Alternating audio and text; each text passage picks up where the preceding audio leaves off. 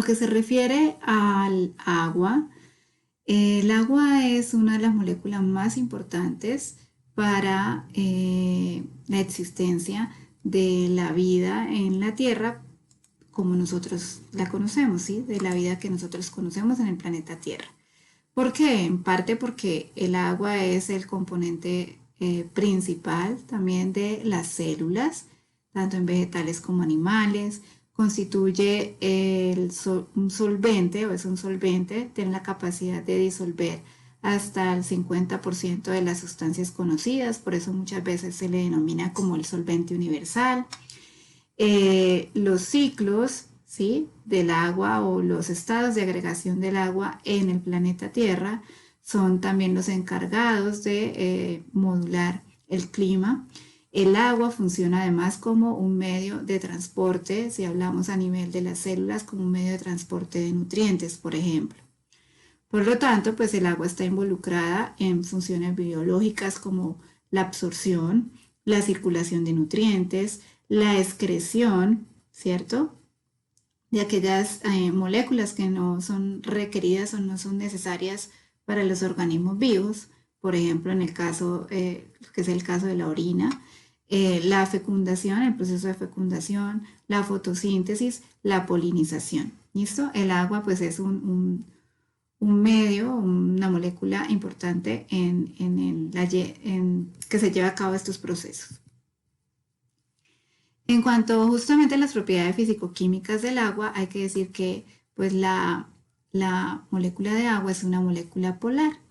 ¿Por qué es una molécula polar? Pues la molécula de agua está constituida por un átomo de oxígeno que está enlazado covalentemente a dos átomos de hidrógeno.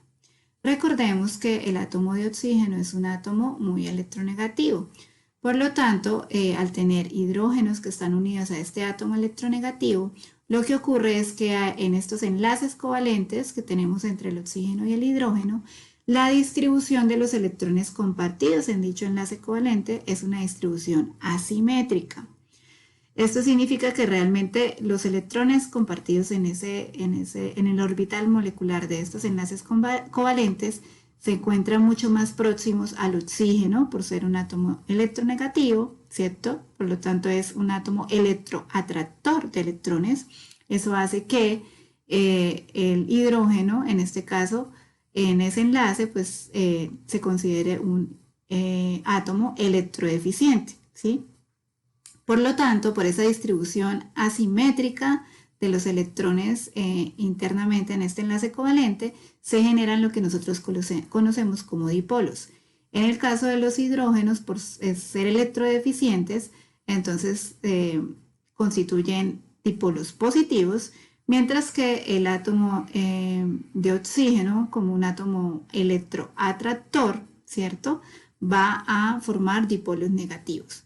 Este dipolo negativo, pues además se fortalece también por los pares de electrones libres que tiene el átomo de oxígeno, ¿sí? Entonces, esto justamente también este carácter electronegativo o esta distribución asimétrica que tienen los electrones dentro de esta molécula también dan la característica a la forma, ¿cierto?, a la estructura que tiene dicha molécula.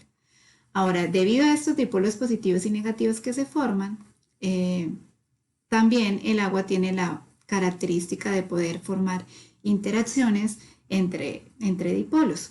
Y allí es donde se forman las interacciones conocidas como puentes de hidrógeno. ¿Listo? Entonces, bueno, acá, como les decía, pues la configuración tetraédrica que tiene la molécula de agua debido a la configuración electrónica del átomo, a la electronegatividad del átomo de oxígeno. Justamente entonces dentro de las propiedades físico-químicas que tiene el agua y por el tipo de interacciones que puede hacer también la molécula de agua, el agua comparado con otras moléculas que pueden tener un carácter similar en donde tenemos átomos electronegativos, como es el caso del ácido sulfídrico o sulfuro de hidrógeno, en donde el átomo electronegativo es el azufre, o como el caso del amoníaco, donde tenemos el nitrógeno como átomo electronegativo. A pesar de eso, si comparamos el agua con estas moléculas, el agua sigue presentando valores mucho más elevados en el tema del término de la temperatura de ebullición, la temperatura de fusión, el calor de vaporización y la tensión superficial.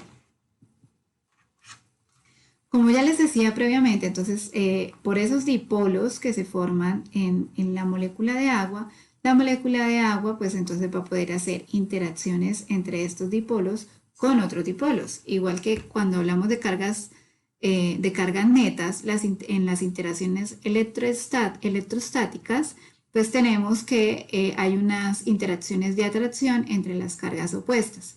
Entonces, en este caso también tenemos interacciones de atracción entre dipolos opuestos. ¿Listo? Entonces, como les decía previamente, vamos a tener una formación de dipolos positivos y negativos. Los dipolos negativos se van a formar en el átomo de oxígeno en la molécula de agua y los dipolos positivos corresponden a los átomos de hidrógeno que son electrodeficientes. Entonces, lo que va a ocurrir es que los dipolos positivos de los hidrógenos de una molécula de agua van a interactuar con dipolo negativo de otra molécula de agua, el dipolo negativo formado por el oxígeno. En este caso, dipolo negativo de este oxígeno puede interactuar hasta con dos moléculas de agua a través de los dipolos positivos de los hidrógenos de las moléculas de agua vecinas.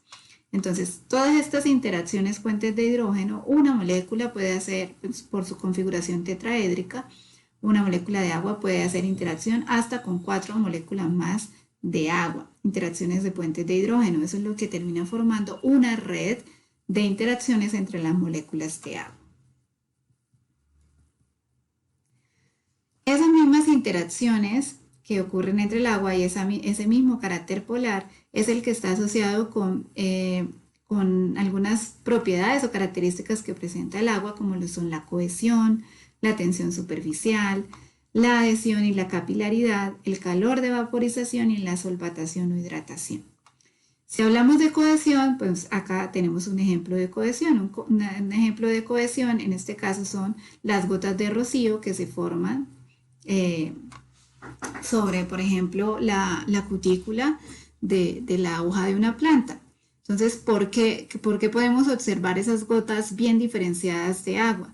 Las podemos observar es porque realmente la afinidad que hay o las interacciones, afinidad de interacción entre las moléculas de agua que tienen un carácter polar con la cutícula, que recordemos esta cutícula es más una cutícula cerosa, es decir, está formada por lípidos. Por lo tanto, realmente esa cutícula pues no tiene un carácter polar, sino lo contrario. Entonces, realmente acá las interacciones se favorecen, o son más afines las interacciones entre las mismas moléculas de agua formando esta burbuja, y hay menor interacción entre las moléculas de agua y la superficie cerosa de la cutícula, ¿sí? Porque realmente la interacción que ocurriría en este caso entre el agua y la superficie de la hoja sería una interacción de tipo hidrofóbico. Entonces, aquí estamos observando el proceso de cohesión. En la tensión superficial, entonces las moléculas de agua, como vimos, ellas están interactuando por puentes de hidrógeno en una red de interacciones. Entonces, cuando hablamos de tensión superficial, hablamos de cuál es la energía, la energía necesaria o requerida para poder romper esa interacción entre esas moléculas de agua que se encuentran, por ejemplo, en una superficie líquida. Entonces, esa es la razón por la que nosotros no podemos caminar sobre el agua, porque estaríamos imprimiendo una energía tal que se rompen las interacciones entre las moléculas de agua que están en la superficie. A diferencia de, por ejemplo, muchos insectos que sí pueden caminar sobre el agua, por así decirlo, porque la fuerza que ellos imprimen sobre esa superficie o la energía que está involucrada en ese proceso no es la suficiente para romper las interacciones entre las moléculas de agua que se encuentran en la superficie, en la superficie con la que está interactuando el insecto, ¿sí? Entonces aquí hablamos de tensión superficial. El proceso de adhesión, entonces acá es cuando sí hay interacción entre los capilares, ¿cierto? Entre el material que constituye los capilares, ya que estemos hablando de capilares vegetales, con el agua, ¿listo?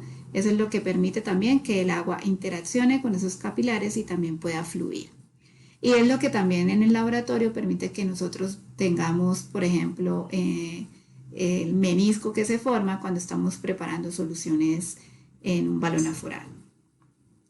Ahora, en el calor de vaporización es la energía suficiente o la energía que se requiere para poder romper las interacciones puentes de hidrógeno, ¿sí?, que hay entre las moléculas que se encuentran en la superficie del líquido, de tal manera que esa energía sea suficiente para que, primero, para romper las interacciones que hay entre las moléculas y luego para que esas moléculas, al perder esa interacción, puedan pasar del estado líquido al estado gaseoso. Eso es lo que se refiere a calor de vaporización. Eso es lo que ocurre, por ejemplo, cuando ustedes dejan, no sé, un vaso de agua expuesto al aire, no sé, un día o 2 días, y ustedes observan que con el paso del tiempo pues va disminuyendo la cantidad de líquido presente en el vaso. Entonces, porque se empiezan a volatilizar, ¿cierto?, las moléculas de agua que se encuentran en la superficie del líquido.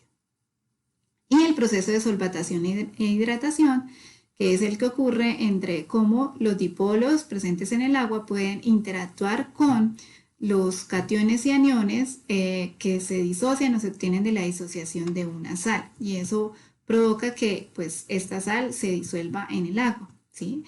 Entonces ahí tenemos el proceso de solvatación o de hidratación, y también estas interacciones que ocurren entre moléculas que son polares, o sea, entre moléculas que tengan cargas netas, carga positiva, carga negativa, o que tengan dipolos, ¿sí?, dipolo negativo, dipolo positivo.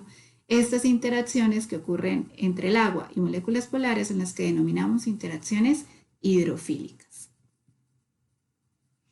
Y aquellas interacciones que más bien, en lugar de ser de atracción, son interacciones de repulsión, que ocurren entre sustancias, entre el agua y sustancias que no son polares, son las interacciones que nosotros conocemos como interacciones hidrofóbicas. Esta sería la interacción que ocurre entre el agua y los lípidos, o entre el agua y lo que conocemos comúnmente como las grasas, ¿sí? Entonces, por eso nosotros podemos diferenciarlas fácilmente, porque realmente el tipo de interacción que hay aquí es más una interacción de tipo hidrofóbica, ¿sí?, o de repulsión, más que una interacción de atracción. Y la misma propiedad, o sea, la misma red que forma interacciones puentes de hidrógeno, las moléculas de agua, el carácter de las moléculas de agua es lo que hace que nosotros tengamos, que el agua tenga un carácter un poco diferenciado de la mayoría de las sustancias que nosotros conocemos, y es que en el caso del estado sólido, ¿cierto?, del agua, la densidad es menor al estado líquido del agua. ¿Listo? Entonces, esto se debe a que generalmente en el estado sólido las moléculas en esa red están, en estas interacciones puentes de hidrógeno, en esta red que se forma de las interacciones, estas moléculas están un poco más distanciadas entre ellas, ¿sí?, y esto hace que ocupen un mayor volumen, por eso la densidad es menor. Y gracias a que el agua se comporta de esta forma es que nosotros podemos conservar los ecosistemas acuáticos, porque si no, en caso tal, por ejemplo, que estemos en lugares donde tenemos estaciones, en invierno todo el sistema de agua se congelaría, lo que significaría que estaríamos eliminando todo el ecosistema acuático en ese momento. Entonces, esa es una de las ventajas que ofrece el que el agua se comporte de esta forma particular, ¿sí?, de que en el estado sólido su densidad sea menor.